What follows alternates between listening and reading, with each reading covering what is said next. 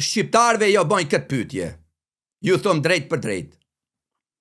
Çka menoni thom ti për një njeri, a njeri moralshëm, a kishe me quj profet, një njeri që marton një vajzë 6 vjeç, e ban marrëdhënie me ta në moshën 54 vjeç, kur ai ka kënë 54 vjeç.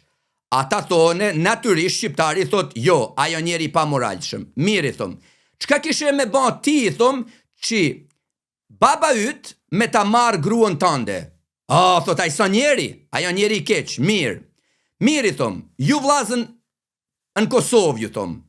A ka gjë me ullt, se thom, si serbi që ka përlunua gjatë luftën në Kosovë. Thone, te na kjoft halal, thone, vdekja. Përlunimi është merë. Jo, thone, është pe djallit. Okej, ju thom, mirë. A di, thom, se ka ba Muhamedi të gjithë këto vepra? Jo, nuk e mujshme, thot. Është në hadithe sahih. Veta Isha thot, Isha në moshën 6 vjet me ka martua profeti. Kjo nga ti si fejes. Në moshën 9 vjet, thot, ka ba marrëdhënie me mua. Është e Buhariu, atë Muslimi, atë Abu Davudi. Muhamedi ka adaptu një djalë, i cili ka qenë shërptori i gruas ti Hatixhës. E ka për emrin Zeid, e kanë quaj Zeid ibn Muhammed. Në Mekë kanë quaj Zeidi djali i Muhamedit. Muhamedi e marton Zeidin me vajzën e hallës vet.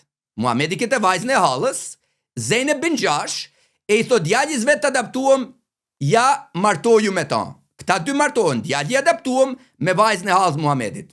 Mas një kohë, Muhamedi shkon me vizitu djalin e vet. Zeynepja ishte thone femna me bukur në Arabinë atë kohë. Ajo nuk i te veshun krejt, nuk i te mbuljume. Muhamedi ti ljevi zemra kur është e ashtu. Zeidi shkon te Muhamedi se ka tha gruaja ti që ka ar baba yt, po ka fol diçka kështu. Në nxan. Zeidi shkon i thot babës vet, a do me marr gruan teme? Ky i thot jo, por Allahu azza wa jall, meno Allahu, vjen e i thot, mos e na lo çka të kem na luan aty, e Muhamedi e merr Zeynepin, rene vet, vajzën e hallës vet, e merr për grua. Tash Zeidi, i biri i tij adaptuam, nga jo kohë, onda me e thirë Zeynepin, ish gruan e vet, o nëna e besimtarve.